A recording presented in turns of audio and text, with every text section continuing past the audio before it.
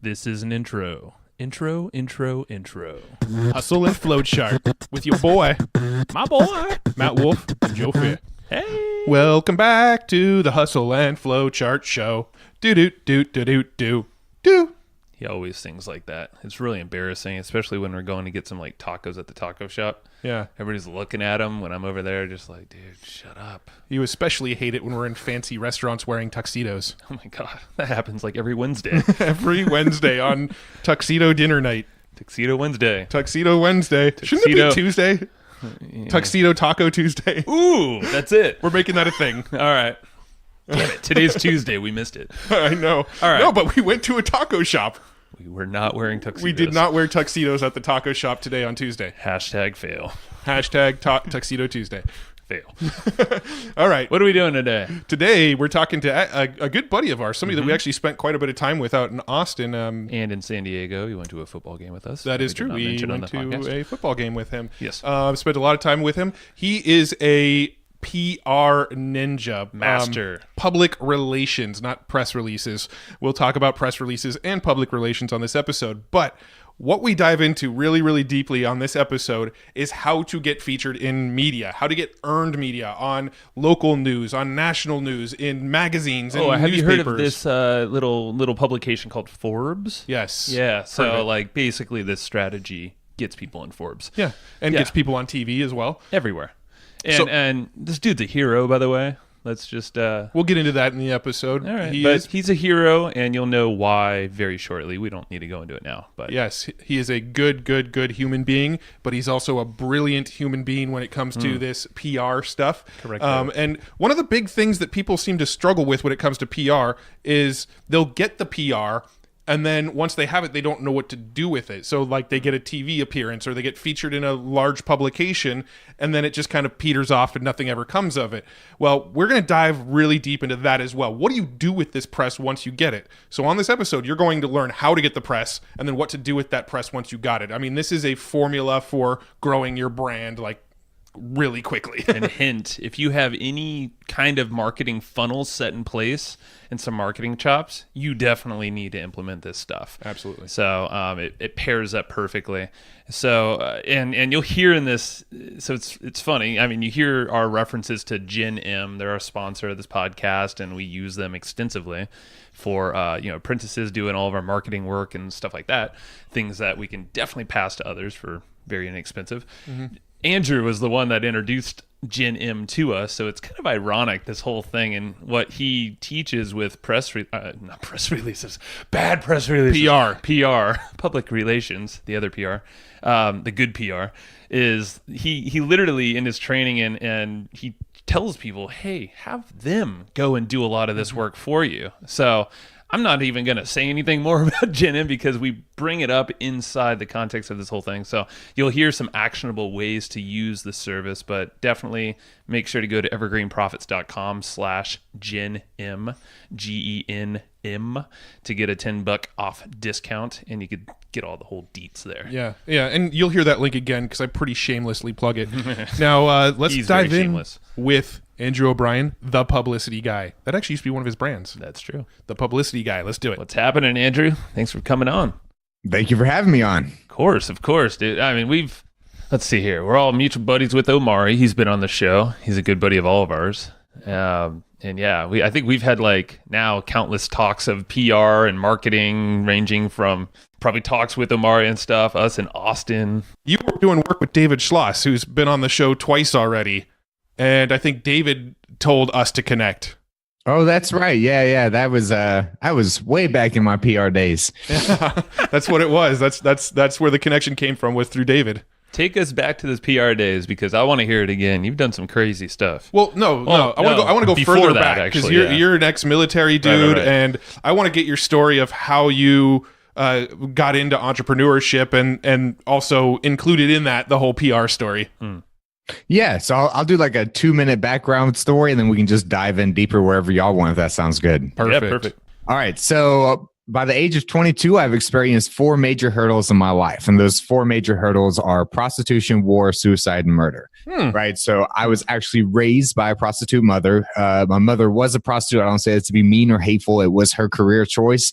We were raised in motel rooms, trailer parks, cars, apartments, houses, moving every 3 to 6 months, never stayed in one place very long, witnessed a lot of traumatic things as a child.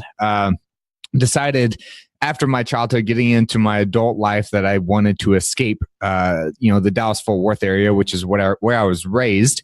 And so I decided I was going to join the Army. I actually had dropped out of high school, so I had to get my GED to join the Army. I joined the Army in 2007, was in until 2011, deployed to Iraq from 2008 to 2009, where I was the lead gunner the entire, 9 months out of the 12 months. Then I came home, and Iraq had been the first time I felt purpose in my life.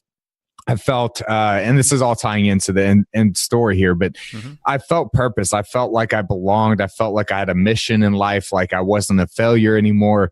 And then I came home and it was all gone. You go to Iraq, you have a purpose, and then you come back, and in the Army, if you're not deployed, you're picking up cigarette butts and moving rocks. So that was a transition that I went through. So I came home, and a year after returning home from Iraq, I actually attempted to take my own life. Luckily, I failed. I was 22 years old when I did that. Wow. And it was November of 2010. And I got out of the Army in February of 2011. My contract was up. I was never planning on being a lifer. It was more of, I just needed a daddy to get the punk teenager out of me. And the Army definitely did that for me. And then I got out in February of 2011. And in October of 2011, my mother actually shot her husband point blank in the head while he was sleeping. Made a bunch of lies, said someone broke into the house and shot him. And then she came to me and asked me to help frame his ex-wife for the murder, which I declined. And I went and moved into Austin. And throughout that time, so it was 2011 until 2014, where she was finally imprisoned. I actually testified against her in court in 2014 about her asking me to help frame someone else for the murder, where she was sentenced to 60 years in prison. And all these experiences led up to, it was in 2013, before my mother had even gone to prison yet. It was in 2013 that I woke up one morning, I saw the news about 22 veterans taking their own lives every day. And it was like in that moment, something clicked for me. And it was like, all right, this is what I was meant to do. I want to go help these people. How do I do that? Well, they need to hear my story. They need to know that they're not alone, because I always felt like I was alone until that I saw the news interview about 22 veterans taking their own lives every day. I just felt like I was the one weak one. And so I went into my girlfriend at the time's kitchen in an apartment, which was horribly lit, used the laptop camera with no microphone, and shared my story on a YouTube video for 5 minutes. And I sent that YouTube video to the local media here in Austin, got on Fox News Austin first, and it was the worst interview I've ever done. I looked so uncomfortable the whole time. I'm smiling, talking about suicide. It was horrible. And then I got on to the Austin American Statesman, which is a local newspaper here in Austin. And I was actually front page and a full spread on the inside, which was picked up by the Associated Press and sent around the world. And it actually landed on the front page of Stars and Stripes, which is on every military base around the world. And that article got me invited to my first paid speaking engagement in Schofield Barracks, Hawaii, which is actually the place where I tried to kill myself. So full circle. Wow. And I spoke there. And then after that, I spent the next 3 years of my life doing media interviews and traveling the world speaking. And that's what got me into PR. Wow. So the business at that point was the speaking, right? Yeah, I'd written a 30-page book called Welcoming Your Soldier Home, and I was traveling around speaking on military bases. Wow. There's so much to unpack in that story. I'm not even sure where to start. Yeah, because I didn't know this, like your background. I knew bits and pieces in there, but yeah, I think I was checking out just a little bit more of what because it's just fascinating what you've done in the story, and I saw some of these bits of what you were saying. I was like, holy moly, okay. Like you're just facing all this adversity and, with outside influence yourself and all that. And you also, I don't think you mentioned it, but the veterans group that you've created as well on Facebook, I believe it's on, 10,000 people or so? Yeah, it's 14,000. So it became the world's largest community of military veteran entrepreneurs online. Yeah. I mean, just like that. Like you just, and you're 30 years old. It's like, what? Like I can't wait to hear in the next 20 years what you, well, shit, just 5 years, you know, what you're going to do. I appreciate that. Yeah, no, and that's you've always struck me as a guy that just, you know, you're down to earth, but you are just going to go for it, and you're going to go big if you're going to do it. And yeah, so how it sounds like you just naturally fell into PR then in this case.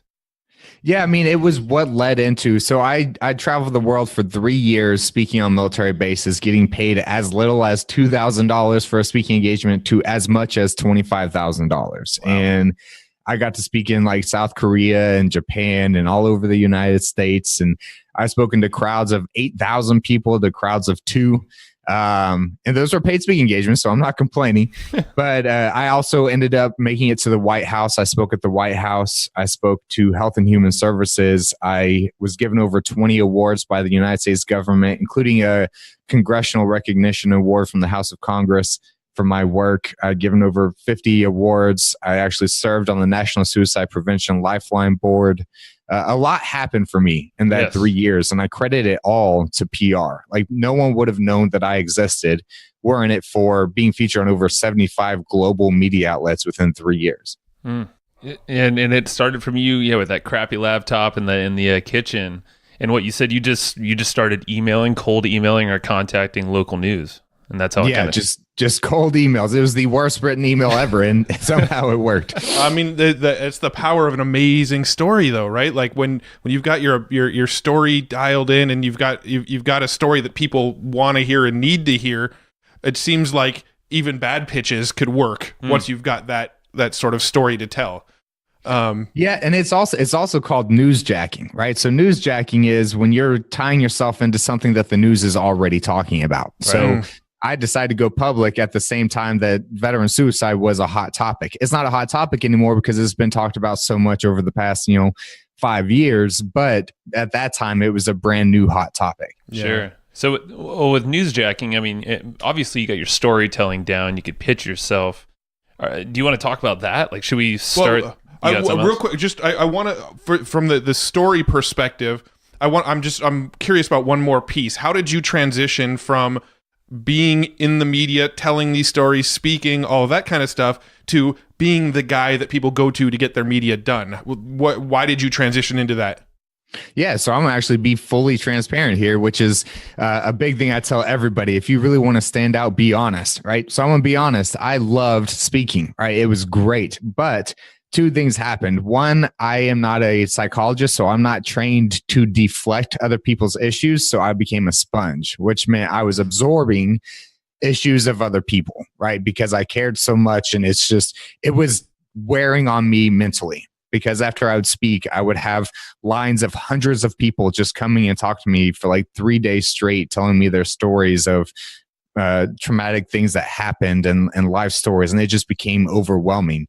And then the second thing, the real reason I ended up having to quit that and do the PR stuff is because the government budget got cut. And the first thing they cut was mental health. And that was who paid me my money to do the speaking, which is how I fed my family. So I was faced with a moment where it's like, all right, well, you're not going to get paid to do this anymore. So you got to figure out what's next. I knew I would never work for anyone else again. So I had to figure out, well, what skill sets do I have and who do I like? And I like entrepreneurs because most entrepreneurs that I meet are in it because they want to make an impact. They want to do something big. So I was like, well, I learned this over the past 3 years. I'm going to start doing that. And that's where the transition came in. Got it. Makes sense. Yeah. And it just seems like a natural thing because you know the impact, you've seen it. And I can imagine the kind of, like you said, being a sponge, not being there to actually help. I mean, you're helping, but you're almost bringing awareness more than psychologically helping them, when you were doing the speakings. So it makes sense why you made the transition just for yourself. Yeah. And you're a super badass. You are a fucking superhero in my mind. I mean, like nice. to go through the adversity that you've gone through and then still kind of pull yourself together, channel that energy to help other people overcome a lot of the similar issues. In my mind, that makes you a superhero. Mm-hmm. Agreed. Well, I appreciate that, man. Thank you. Yeah, no, it's true. And it's apparent you got your storytelling. Like, I want to get back to that because I think that is one of the most important things, not only in PR, but just in life. If you want to leave an impact, you need to explain yourself or the why or the purpose with great storytelling. So I want to get into that. Maybe there's some pointers or some fundamentals that you use to create a good story. Yeah, no, I'm going to add on to that real quick because as you were telling your story a few minutes ago, I feel like you had your story dialed in, almost like you've told it before. And there's a lot of people that are probably listening to this episode going, I lived a pretty normal middle class life and haven't really had to face a ton of adversity. What story do I have to tell?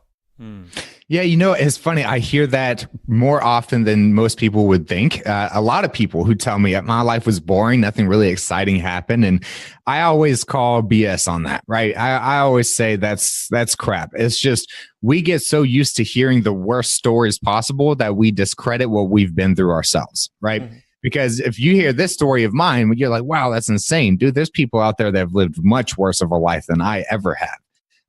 And so I think what happens is you have to stop comparing your story to someone else's, and I had to learn to start telling that when I share my story is, hey, don't compare your story to mine, because that doesn't mean that you haven't been through anything. The most important thing is to be honest, especially when it comes to entrepreneurship. I mean, we've all been through struggle, right? We've all been through near bankruptcy, foreclosure, being broke, trying to figure out just how to pay rent on the first. Like, we've all been through hard times at some point in our life, especially as entrepreneurs. I feel like we face hard times every month with something new. Mm-hmm. And the biggest thing when it comes to sharing a story is I tell everybody the best pointer that I can give, because I'm not the story brand guy. Like, I don't help draw stories out of people. But what I do tell people is if you aren't scared to tell the story, it's not powerful enough. So you should be scared. It should put knots in your stomach to even consider the idea of sharing that story publicly. That's the story that you should be sharing. And the reason I say that is when we talk about PR, everybody thinks, oh, PR just means getting in the news. No, PR is public relations. How do we relate to the public? The best way to relate to the public is to make them feel like you are just like them. You've been where they are. Right. And that means tapping into their emotions. I study psychology all the time. Now, I have a GED. I have no other education, but I study the brain all the time because that's what public relations is. People like to feel connected to the people they do business with. Yeah. And it's pure honesty, like you just said. I mean, we could relate. Matt and I had a good conversation yesterday. Even just being honest with people you work with at a small level, I feel like will unpack bigger meaning, bigger things that you can do as a team. I know Matt and I, like, we have a long history with each other, but there's certain things that we might not always be telling ourselves, but we know something's holding us back. Like, that's a version of a story that has allowed us to grow more. But then, like you said, something you have knots in your stomach. There's all sorts of stuff that we probably can't, we're not thinking of. It's hard to describe, but you really have to like mind dump all this stuff in your life that's happened. And then you can kind of probably start to connect a really cool story around that can relate, but also shows you that you've been through some stuff, proves this impact that you're trying to actually, put out there into the world. Yeah, what the media actually calls it, they call it, we live in a false truth era. And what that is right now, everybody's trying to sell the idea that they're rich and successful and Lamborghinis and mansions and, people living in Bali acting like they're rich because when you live in Bali, $2,000 a month, you are rich. And so what happens is the only way to really stand out now, to get your story out in the media, to get people to connect with you is to be honest, because that's the rare thing now. Back in the day, lying was the rare thing. Now, lying is normal. So when someone hears the truth, they're drawn to that person because it doesn't happen. With social media, we all live in this instant gratification world where we base off how important what we say is based off of how many likes and comments it gets on Facebook. You know what I mean? But when you share something transparent, like I've been going through some relationship issues and I share that on social media, man, I can ask people if they want to be on Forbes. I'll get like 10 likes. I talk about some relationship issues I'm struggling with in my personal life, and I get like 120 likes and comments and interactions. And I actually get more customers when I share stories like that because I've gotten probably about 10 messages just today saying, hey, I've experienced something similar. I really, when you shared that publicly, I was so impressed by that.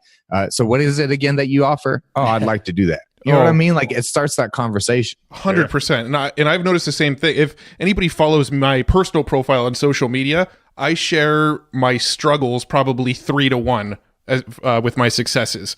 I share struggles way more often than I share successes because I feel like when I share the struggles, people relate to me. Every time I post something, I get people PMing me saying, you're so courageous for sharing that publicly, but I had that same thing happen to me. And, I start getting all these people reaching out. I posted a story recently about how I actually collapsed in the middle of a networking event. I just fell over and collapsed due to overwhelm and anxiety. I've shared stories about like bad mental patterns that I have going on in my head that I can't sort of break free of some of these patterns. And when I share that stuff, I get way more interaction and way more people reaching out to me to want to work with us due to that authenticity. And I 100% relate just from my own experience. Mm-hmm. People do business with people they like. Dude, it's 100%. I mean, I love actually getting vulnerable on there on social media because it is the contrarian way of doing things on social media, which is shitty because it should just be the real life. I mean, like for me, I post stuff about foster. I posted this massive letter I wrote to my foster daughter that went away. Got hundreds of likes and inbox full of things. And Rinesh, he's a old client of ours, listener, prior dentist. I saw him at a party the other night. He's like, dude, that took some balls. Like, that was so cool that you put that out there. You're so honest. Like, no one does that. He's like, you taught me something through this whole lesson that was super hard for you. I'm like, dude, that's the point, right? Like, put it out there. That's exactly it. If we just stop pretending that everything is perfect, that we're all living this luxurious lifestyle and everybody's happy all the time. If we look at the biggest influencers, you won't see them do that, right? And I think out of everybody, they have the biggest responsibility because if they could start being transparent and honest, it could really change the world. But again, that's just me going off on a rant about that. But I just think the reason that this world is so depressed and so anxious all the time is because we're constantly comparing ourselves to this false ideation that everybody is so perfect. Yeah. No, and I think social media is a big problem. Like I personally have a love-hate relationship with social media because I know it's sort of a necessity in our business as digital marketers, but I personally don't check into social media because I feel social media makes me feel less happy. So I just don't check in very often. That's exactly it, right? All I do in there is I use it for business. I sell, and I share my transparent stories. I don't really read other people's things. Yeah, agreed. I think it's good for the mind, man. So I want to circle back around to something you mentioned earlier, and Joe was about to ask it before I stopped him from asking it. I forgot what I asked. Newsjacking. Yes. Can you sort of explain the concept of newsjacking and how others could use that as a tool in their business? Yeah, the hardest part about newsjacking is people get too emotionally involved and they feel guilty for doing it, right? But I think it's important when it comes to PR. It's something we have to talk about.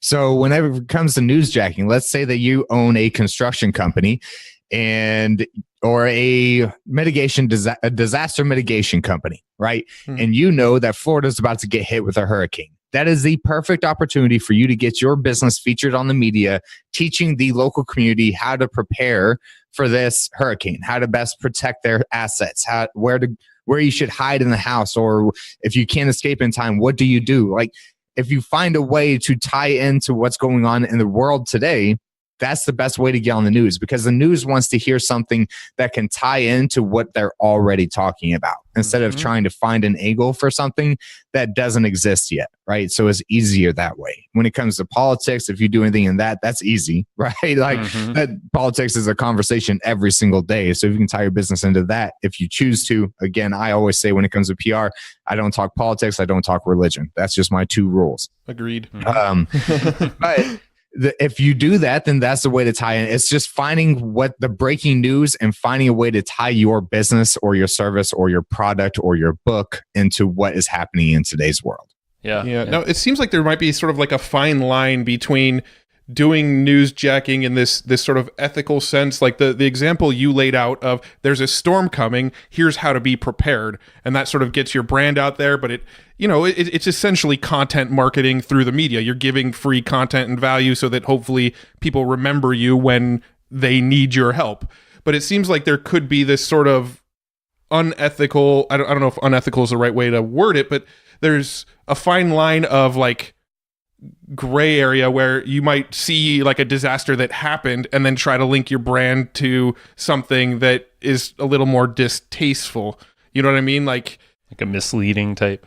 No, just like let's say there was like the same example of like the disaster mitigation, if that was handled in a different way, like a hurricane just hit and then you go on the media about your disaster cleanup business, then it might feel a little like you're capitalizing on the backs of a tragedy kind of thing. You know what I mean? Like I don't feel like I'm wording this right, but no, what you're saying is making sense, right? Because then what happens is people say there's no such thing as bad PR, and I think that's a complete lie, right? Because then if people feel like you're taking advantage of some people whose lives were just destroyed, I promise you're not going to get positive results from that, right? So another example is, let's say a storm already hits, then if your company were to go out and donate like a week of time and resources and products to help that community, right? That's another form of newsjacking where you're doing something positive and you're just getting the news to share the story about it. That makes sense. So if let's just like kind of role play, let's say we are this construction company or something. What would you do with that? Like you have this idea, you figure out how to tie your company in with this natural disaster that happened or is about to happen. What do you do from that point? From that point this has to do with the perfect pitch, but you always, the biggest thing I tell everybody is don't write press releases. They're the biggest waste of time, money, and effort that exist. The only people press releases make sense for is like Nike or Adidas or Brad Pitt. You know what I mean? Like brands that people already know and are super interested in what they're doing next. And why is that? Because there's a handful of people that feel like press releases are like, oh no, this is why I'm going to get me seen. I'm going to be in the media. Yeah, I hear it all the time. And the thing is you have to understand the average media outlet, like the number of pitches they get are into the hundreds to thousands of pitches a week, maybe multiple thousands, depending on what media outlet you're talking about, what city it's in. Like, let's take San Diego, for example. I promise you the average, they probably get hundreds of media pitches of press releases a day, right? A day. So what you have to understand is maybe one or two people are monitoring that news tips at, foxnewssandiego.com. No one really checks that stuff. Maybe a college intern. And they get so many press releases that they don't care. You know what I mean? Like, it's like, what if you got 10,000 resumes? How many of those resumes are you really going to go through? Are you just going to look for keywords, use a keyword software? So for me, it's like, I think that's the biggest waste of time. And then there's also other services like PR Newswire. And I'll tell you, that's not real PR. All right. When you get your press release added on the back end of websites that no one ever sees, that's not real PR. That's just SEO. It's good for SEO, but I'm talking about real earned media. Yeah. And I think the SEO thing is even debatable these days too. So right. Because I don't know anything about SEO. I just know that earned media is powerful for SEO and it's actual real interviews. It's not you writing about yourself. It's someone else interviewing you and talking about you. Right. And so what you want to do is you want to find an actual media contact. You never send a pitch to news tips at, blanknews.com. That's just a spam folder for everybody to send random things to. And you have to think, how many crazy people do you talk to on a daily basis? Now imagine being the news and how many crazy people send in news tips on a daily basis about someone's cat stuck in a tree or something. You know what I mean? Like nuts, they probably get some pretty stupid things in their mailbox. So I always go straight to a reporter that will most likely connect with what I'm pitching. Right. Makes sense. And how would you go about finding their contact details or getting in contact with that reporter? Every media outlet has like a staff part, right? Let's say it's like local TV, like Fox News San Diego. They have a team portion on their website where you can scroll through and you can read everyone's bio. You can find them on social media. You can literally learn everything about everyone at that media outlet. You find the ones whose bio matches it the most, and that's the one that you pitch. Yeah, because in their bio, most of the time they talk about what they care about. Maybe they're part of nonprofits, or they love sports, or whatever it is. You can find something in their bio that gives you the inkling that this person probably will care about what I have to say. Got it. So you're actually go figure. You're actually doing some research prior to reaching out, huh? Research is the biggest part of the job, right? Is finding the right person. Yeah. So talk about the research more, because I know when we hung out, so I'll preface it a little more from when we hung out when we were talking about Haro, right? Help a reporter out. We were so just to sort of preface the story, the three of us all hung out in Austin and went to dinner, and then after dinner, like our wheels were spinning, so we went for like a couple mile walk or whatever and just talked PR stuff.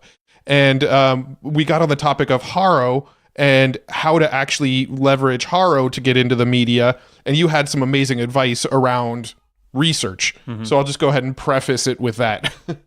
Yeah, because here's what I do. I've interviewed reporters from CNN, USA Today. I've actually interviewed the editor-in-chief of USA Today. I've interviewed the editor-in-chief of Investopedia. I've talked to editor-in-chiefs of all these media outlets, and they're like the CEO, right? They're the leader of these media outlets. And I've talked to reporters, I've talked to journalists, and because I want to know, right? I want to know what their daily life is like. The same thing that every single one of them says is they want to know that you actually know who they are, what they care about, and what they write about. They want to know that you actually did some research, didn't just copy and paste an email and send it to them plus 2,000 other reporters. And so when we're talking about Haro, right? Haro is help a reporter out. They send you, every 3 days or 3 times a day, you get reporters looking for stories. Problem is everybody's on Haro, which means you're competing with everybody else. The way to stand out is it always gives you the name of the reporter and the name of the media outlet. All you have to do is go research, learn something about them, and start the email out talking about them first, and then give them what they're asking for in Haro. And it drastically increases your chances of getting a response because you did what no one else has done, and you actually took time to research and learn a little bit about them. Everybody likes to feel honored and appreciated, and reporters, they feel the most dirty because people are just using them all the time. No one takes time to get to know more about their work or what they've accomplished or what they care about. Yeah, and I remember you were saying you'll look for key items, maybe something, you keep it professional for one. I think that's the distinction, right, for you? Right. Never talk about family. It's always professional, and you look for a key accomplishment, some award they've been given, or a recent promotion they've gotten, something that has to do with their career that they're probably really proud of. So, you started off that way. You're obviously going to get attention, and then you lead into, all right, what they were asking for, you give them value. And I would assume, hey, here's my contact info. I'm available for other things on this topic. Yeah. Is there anything else to the pitch that you add? So you've got the sort of personal anecdote to show that, look, I researched you. I know what you're into. I know what you're looking for. So here's my response. And then your response.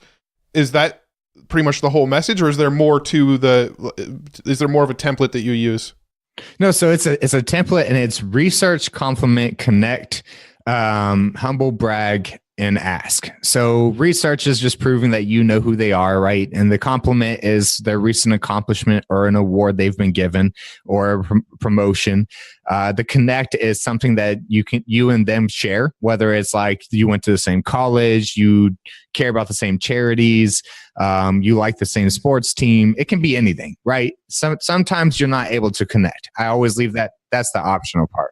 I imagine the connect could even be if you like the opposing sports team, like, right. like if somebody's like a Raiders fan, I could be like, hey, I'm a Chargers fan, but I won't hold that against you, right? Like that's a way to connect right. too, right? Yeah. It's just finding a way to, connect over a similar interest, right? So it's the connecting, and you're not always able to connect, but obviously you're connecting on some point because you're pitching them because they care about what you have to do in some way, whether they write about it or whatever. Now understand that what we understand as niche or niche, whatever way you want to say it, the reporters, that they call it their beat. Their beat is what they write on. That's their topic that they focus on. Business, sports, video games, consulting, that type of stuff. So the connecting is an optional part. And then the humble brag is probably the hardest part for most entrepreneurs, is because when it comes to the humble brag, you've got two sides of the coin. You've got the one who is too timid to talk about themselves because they don't want to come off egotistical. And then you've got the one who's extremely egotistical and too proud of themselves. Mm-hmm. And your humble brag is right in the middle, right? It's qualifying yourself. It's just saying, look, I'm not just another Joe from the corner. Like, I actually know what I'm talking about. I actually, this is what I do. I have experience. I've succeeded in this way. I'll give you an example for a humble brag, right? My name is Andrew O'Brien. I actually teach PR to entrepreneurs. It was after being featured on over 75 global media outlets and saving the lives of over 200 veterans who were considering suicide that I realized the power of media. Right? That's a humble brag. It had nothing to do with how much money I've made. It had nothing to do with what kind of car I drive. It has to do with something I've accomplished that qualifies me as an expert in publicity.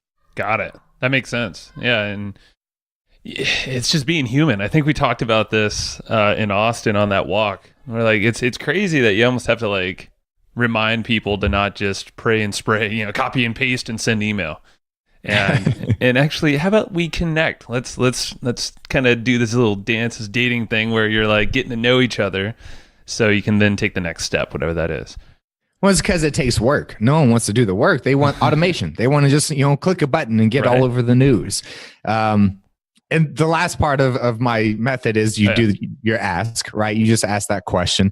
And the question is always a rhetorical. Do you think your audience cares about X, Y, or Z? Do you think your audience would like to learn about X, Y, or Z? Reporters care about their audience. The way you can look at reporters is as internet marketers. They care about likes, shares, and comments. Their ratings is based off of views, just like an internet marketer, right? So that they care about content that their audience is actually going to be intrigued by. Controversial is best, because if it's controversial, that means more people will share it and engage and interact with it. And the biggest thing I want to say because Joe, what you just said about, actually having to put in the work, I promise you that I can get more results than the most PR firms do. And because most PR firms, what they do is they use these databases full of reporters that don't even know that they're in these databases. And they do a copy and paste press release and they send it out to a list of 2,000, 5,000, 10,000 reporters, and they play a numbers game. Let's just see who bites. Mine is more of a very, very strategic sniper approach, right? I don't do the machine gun approach. I do the sniper approach because I can get more responses.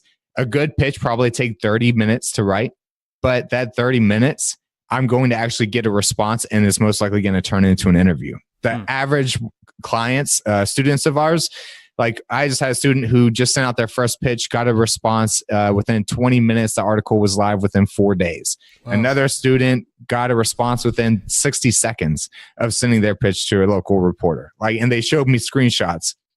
So it's like, this works because you have to understand in PR, the one thing about PR, the one way to succeed is go to one step further than everybody else. Yeah. And that one step further is doing that research. Yeah. I mean, we can relate with the media side of things just by running a podcast. We get multiple people per day coming to us asking to be on the show. And I would say 9 out of 10 of those emails don't even make it to us.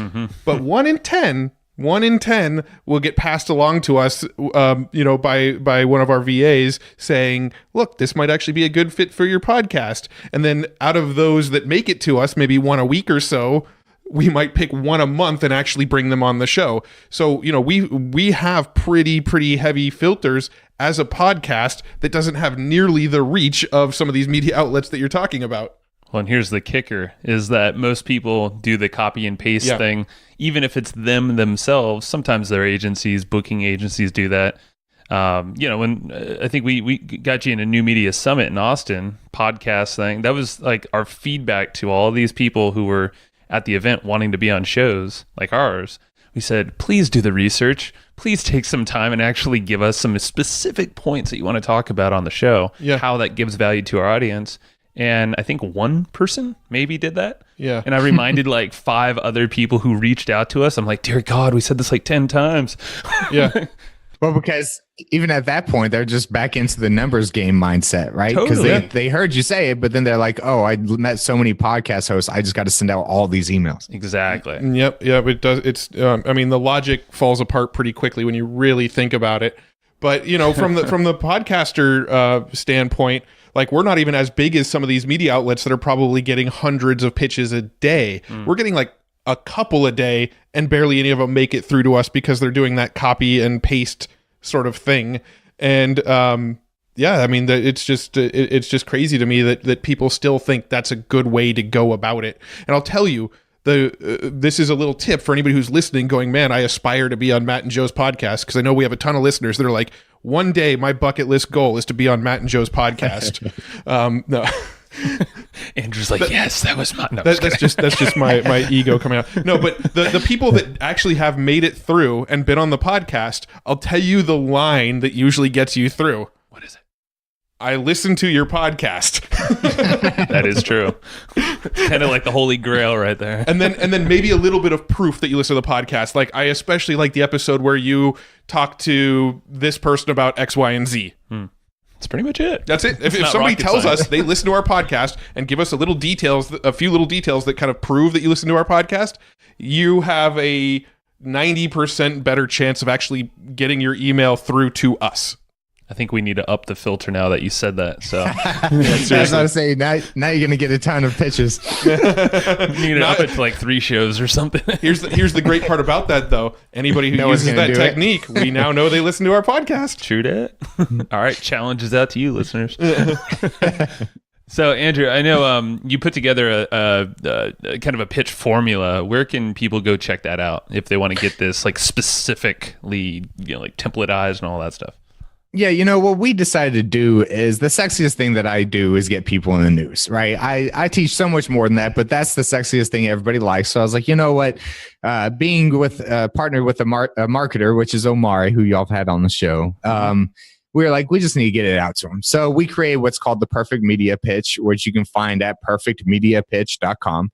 And it's a $7 offer. And for that $7, you get a 30-minute video training where I actually walk you through the perfect pitch, me pitching myself to the media. You get a checklist and you get a playbook. And so literally you get everything that you would need to pass it off even to a VA. Like a VA could do this. It's not that hard. It's just how good of a work ethic does that person have? That's all that matters. Anyone can do what I do if they aren't lazy. Can somebody from Gen M do it? Yes. Gen M can do it. Okay. Just checking, because Gen M is the sponsor of this show, and people can actually get $10 off Gen M if they go to evergreenprofits.com/Gen M. You know what's really cool is, Andrew, I think you were the very first person. Was it Brad Costanzo? No, I think it was Andrew. I think it was Andrew. Yeah, it was you, man, that introduced us to Gen M, and we have 3 apprentices now. Yeah. And it's just really cool. So thanks to that, or thanks to you for that. We actually just had Mo Abbas, the founder of Gen M, on our podcast a couple weeks ago, based on when this episode is being released. Yeah, Omari told me, he's like, dude, I introduced you to it. Then you told Matt and Joe about it. And then Matt and Joe somehow got the founder on their show. Like, how does that work? That's what we do. Like, that's hilarious. It's what we do. Actually, we highly suggest people use Gen M because none of us as entrepreneurs, we don't have time to be our own publicists, but Gen M provides you a freaking apprentice for 40 hours a month for $50 a month. Well, I guess with $10 off, not $50 a month. Yeah. And literally what I teach, I mean, just a $7 product, it's literally a checklist. It's like a 32-point checklist. All they have to do is check the box, go to the next step, accomplish it, check the box. It's really simple. They just have to have the work ethic. I love it. Now, your strategies and philosophies, I'm assuming they work at pretty much any level, right? Like, is there a difference in the way you would pitch like a local public access cable company versus I'm going to go be on like NBC Nightly News? You know what? It's all the same, except when it comes to like getting on Joe Rogan's or Tim Ferriss's podcast. Like that's just different, right? Because those guys have people on that they know and look up to, and like that's more of a really well connected, like they like you as a person or they've met you or whatever. So like this doesn't work for those types of outlets, but when it comes for everything else to like TV, magazines, newspapers, even the majority of podcasts, these methods work. Yeah. Makes sense. So so I think it's a no-brainer, and I know from experience looking at your stuff. I mean, you're a military dude, so all the checklists, all the everything is done by a freaking checklist, and it's mapped out perfectly. So perfectmediapitch.com, just go get it. $7. Yeah. Don't be crazy. Don't be dumb. So one thing I want to sort of dive into. Are you good?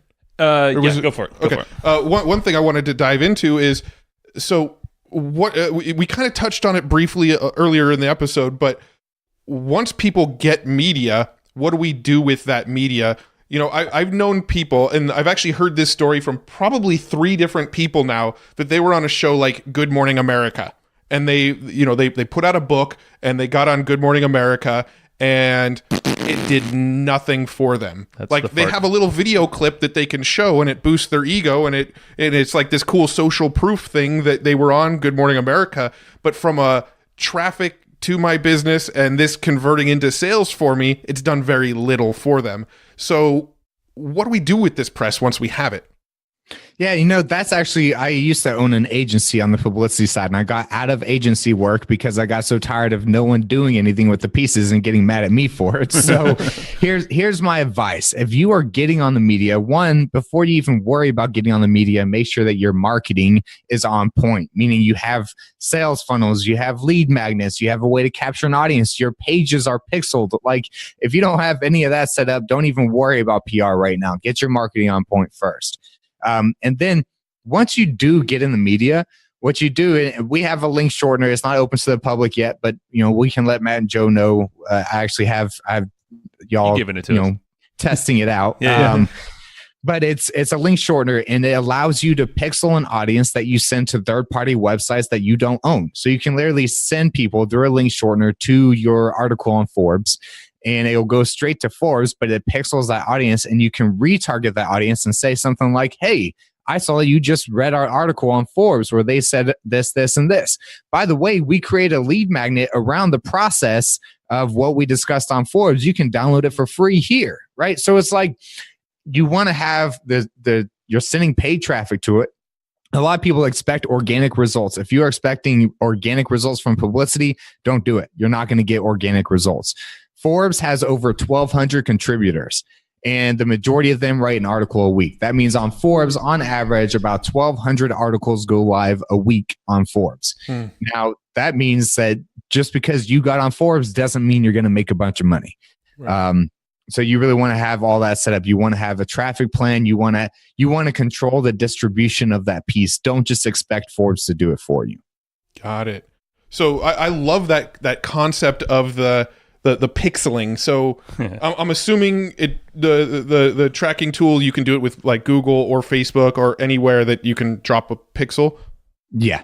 Cool. So basically, like, let's say we get on Forbes, we create our own link. It might be, let's just say for ease sake, egp.com/Forbes article.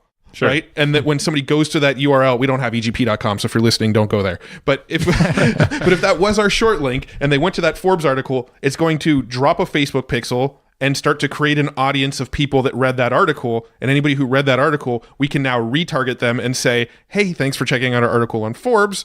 By the way, we've got a 10-point checklist of the exact process we taught you on Forbes. Go here to get it. Yeah, and the biggest thing that you said there, right? And the biggest part of that is making sure that the lead magnet that you're telling them to download has something to do with the article they just read. I can't tell you how many people try to just send them to some random lead magnet that has nothing to do with what was talked about in Forbes, right? Yeah. So it's making sure that whatever you're sending them to combines with what was discussed in that media outlet. Makes sense. Yeah. I was literally writing down like a little flow based off of what you just said. On a paper over here that basically is that. It's like, okay, you have this PR piece. Matt and I do a lot of stuff with retargeting and pixels. So, okay, use your tool to drop those pixels, Facebook, Google, whatever, to remarket with an ad. Maybe it's to a quiz that's around that topic or something, but in your ad copy it says, hey, remember that Forbes article? Maybe it's an image of it or something. Yeah. And then boom, now you get people to do a low barrier thing to dive into your, maybe they join your email list, buy your product for $7, whatever it is. Yeah. I mean, one of our most successful campaigns we ran for a client back when we did agency work was they had an article published on Huffington Post. It was back when it was a lot easier to get articles on Huffington Post. But we published an article on Huffington Post. We did a little link shortener and dropped a pixel on the in-between, and then retargeted people who read that Huffington Post article. And the people who bought off of our retargeting ad or the people who clicked on our retargeting ad were our best converting traffic. That was one of the best campaigns we've ever run for a client business. That we just haven't done that for ourselves. We haven't actually run that kind of thing for ourselves because we haven't put enough focus on going and trying to get PR.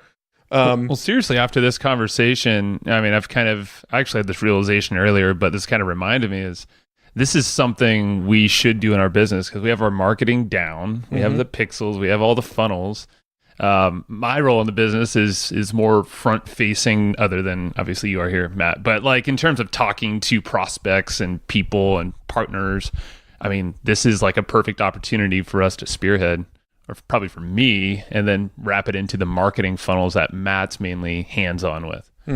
So it's a perfect combo, and I feel like any listener here, like if you have the ability to partner, or maybe you just divvy up your time, just do this. Well, yeah, and I mean, going down this rabbit hole a little bit, we actually have our traffic course, our perpetual audience growth course, where we're essentially telling people drive your initial ad traffic to content, and then once people view that content, then go and retarget them back to your offer. So it's sort of a two-part ad funnel. Drive them to content, get them to know, like, and trust you through your content, get them to understand and sort of be sold as a result of your content, and then retarget them to go for the sale. That is essentially what we teach in our course.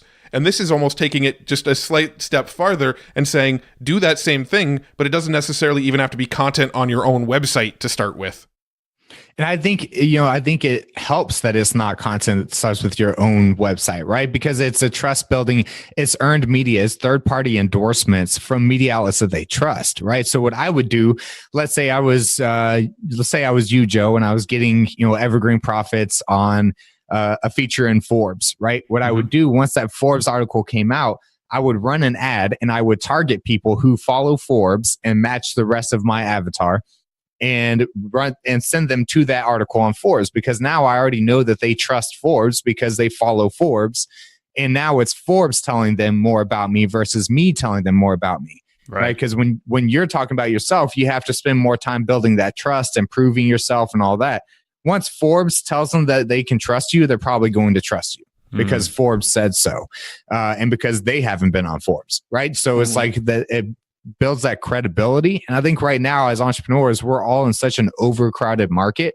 The best way to stand out is to get that earned media, that third party endorsement from outlets and media places that people know, like, and trust. Yeah. Now this question is totally a loaded question that I have no clue how you're going to answer it, but I'll ask it anyway. Have you noticed any sort of specific media outlets have bigger impacts than others?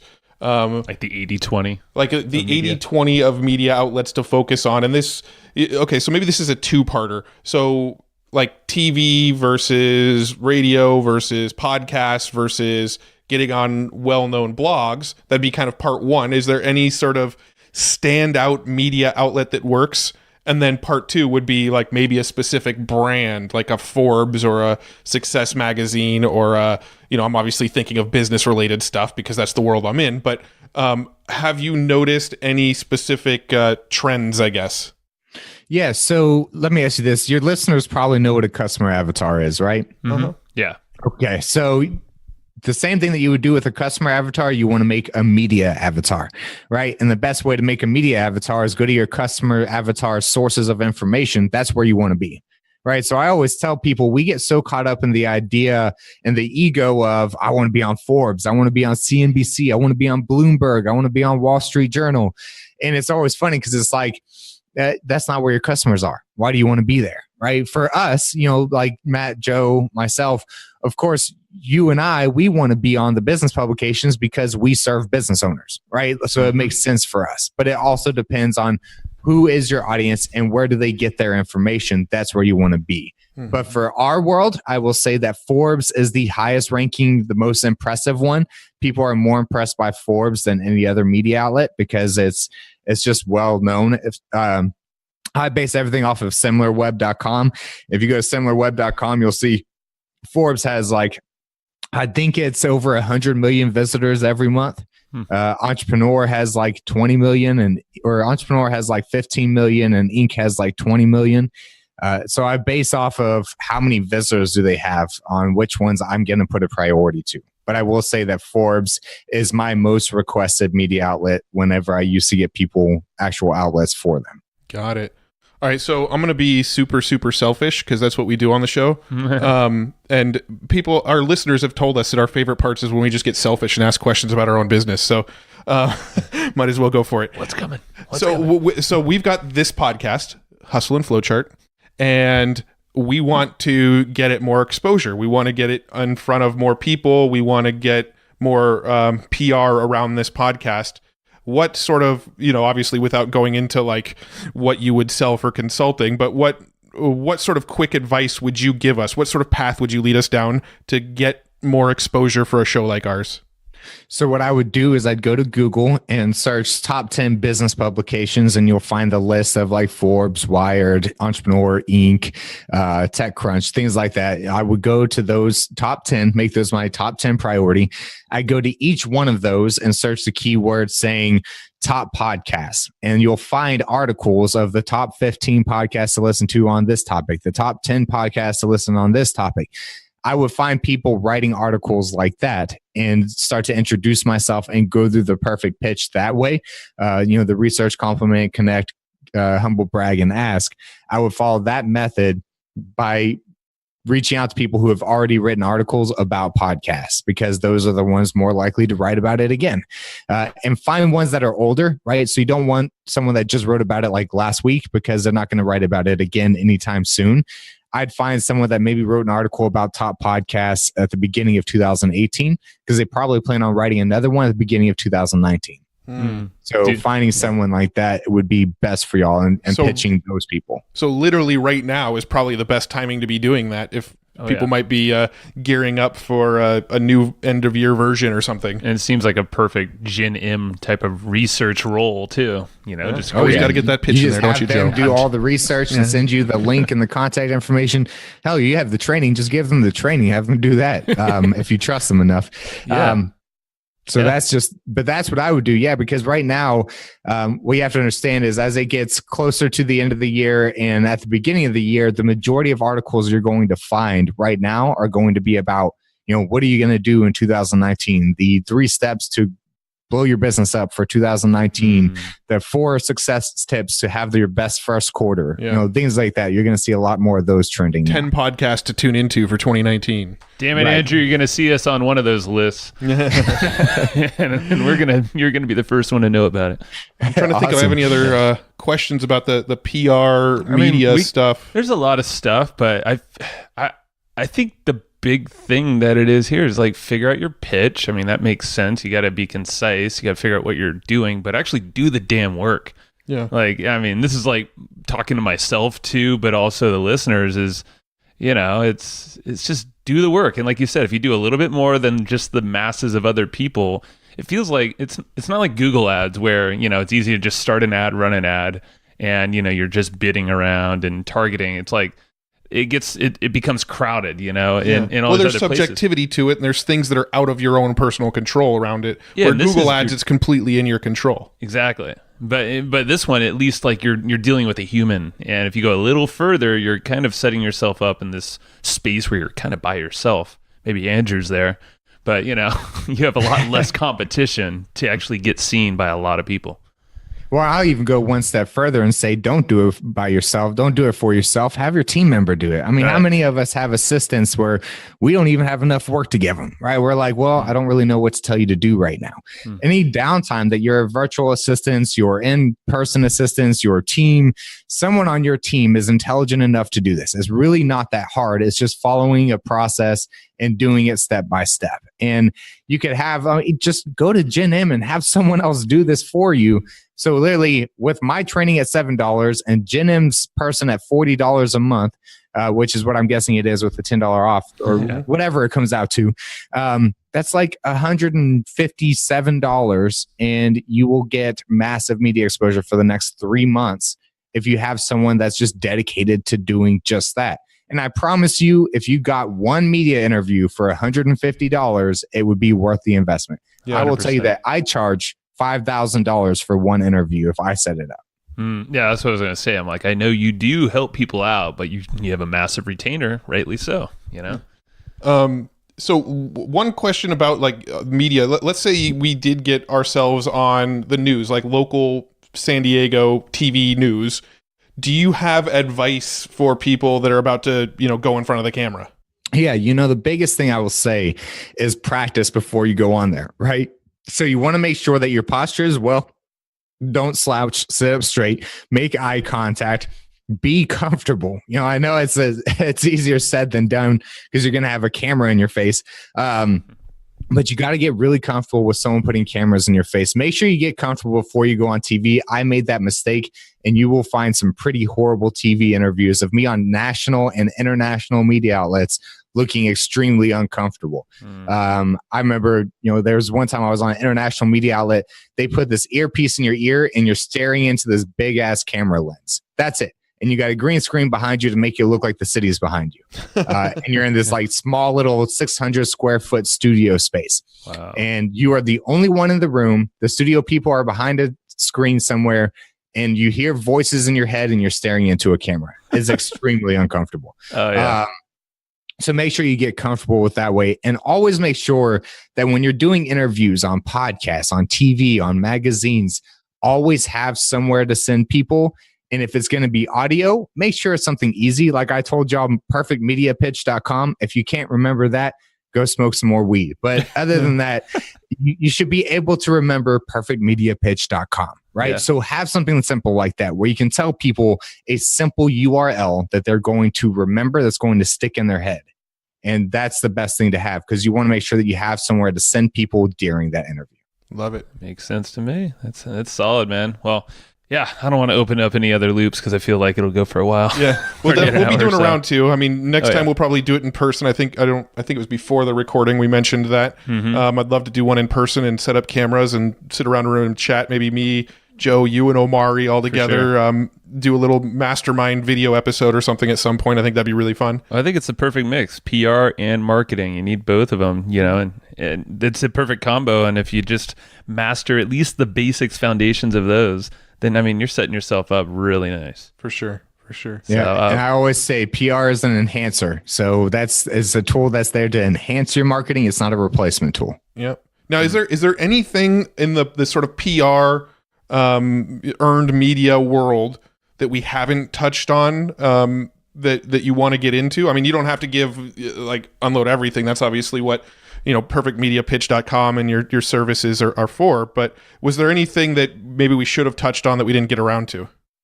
No, I really want people to see the importance of PR, whether it's something you have someone do 10 hours a month or 40 hours a month or 40 hours a week. I don't care what you do. But make sure, don't just get on Forbes and then, be like, oh, I don't need PR anymore. I got on Forbes. Mm-hmm. Like PR, you should be consistently in the media every month. You should be on more podcasts, on more TV interviews, on new magazines. You should be on someone's guest blog. Like you should consistently work on getting in the media on a consistent basis, not just get those few, cool little pictures as seen on for your website and be done with PR. Yeah, don't do that. Now, I know I mentioned that that was going to be like my last question, but I actually thought of another question I want to ask. How important is social media and your existing following to getting PR? Because I've interviewed a handful of PR people in the past, and some of the advice I've received in the past is when you contact them, if you show them, look, I've got 100,000 followers on Twitter and I plan to share this article to Twitter, there's a chance that there's a better chance that they're going to want to feature you. Have you noticed that to be true? It depends on the type of person you're pitching. So there's 3 different types of people. There's contributors, there's freelancers, and there's actual reporters or staff writers. Contributors are entrepreneurs who write for media outlets for free as an exposure play. The only reason a contributor is going to write about you is if they know that they're going to get more exposure from it. They're not really caring about what you have to say. It's going to be more about how they going to benefit from it. When it comes to freelancers and staff writers, they don't care so much about your social media following. They're more intrigued by the story. So it depends on the person. I won't disagree with what those other publicists said. I'll just say it depends on who you're pitching. Got it. Okay, cool. That makes sense. That was my legitimate last question, okay. Except for our final wrap-up question. Well, my last question is, do you have any books that you often recommend or find yourself reading often? You know, my biggest book, and this is something that I've read a couple times, is Expert Secrets. And the reason I love that book is just the in-depth that it goes and how it takes from what other people have said. And he credits everybody in Expert Secrets. He doesn't like take advice and not give credit where credit is due. But I really love Expert Secrets because I'm always impressed by influence, right? I mean, our company is called Leveraged Influence. So Expert Secrets is my favorite book. That is what led to the creation of Vetpreneur Tribe. Was Expert Secrets. Russell Brunson's. Yeah. Russell Brunson's, both of his books, Expert Secrets and .com Secrets, are honestly some of the most actionable books I've ever read as far as tactical marketing. Dude, it's a playbook. Yeah, I mean, they're essentially just playbooks that you can literally go and plug and play some of his systems into your own business. Yeah. No, it's a solid book. Good recommendation. I do have. I want to ask one question real quick. It's shit. No, it's off topic. But so, if there's anybody listening that really sort of resonated with your story and the sort of like the suicide rate of veterans and things like that, is there a charity or place that people listening can go contribute if that story really touched them and they want to get involved in some way? You know, there's so many of them now that I don't have one that I reference, but I would just say if it's something that's near and dear to your heart, just do your research and find someone locally or I always say support the smaller guys, right? I mean, the Wounded Warrior Projects, all those guys, they have plenty of support. So find some smaller local based nonprofits and give them some support. It's kind of like saying, don't support Walmart, support your corner store.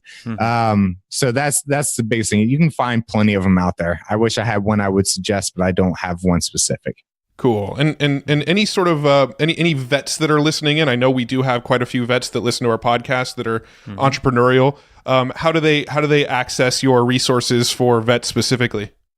You just go to Facebook and search Vetpreneur Tribe and you will find it there. Vetpreneur, not Vetrapreneur. Vetpreneur. Got it. Yeah, I've heard some awesome stuff about the community, not from just you, but other folks in there. And it's cool to just hear about, like, I'll hear that name. I'm like, oh, I know that guy.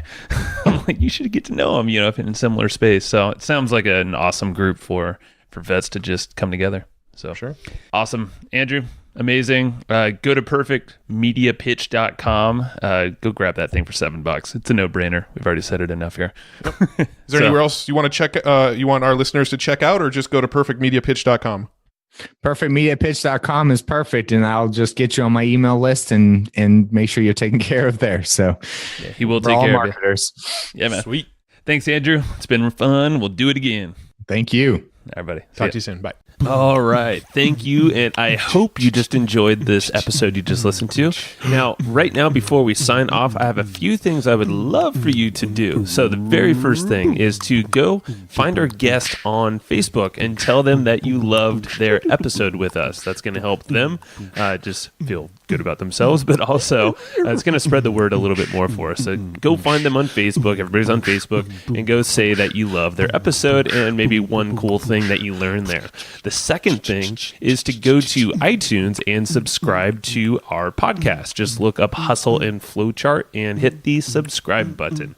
And the very last thing, the third thing, is to leave us a review on iTunes or wherever you're listening to this podcast and help us spread the word more. That's how more people are going going to get this awesome knowledge, this cool podcast training, and a whole bunch of other cool free training that we give out at evergreenprofits.com. So that's about it. Go find them on Facebook, go subscribe on iTunes, and leave us a review. You would be amazing if you did that, but you're always amazing. So thanks for listening, and we'll catch you in the next episode.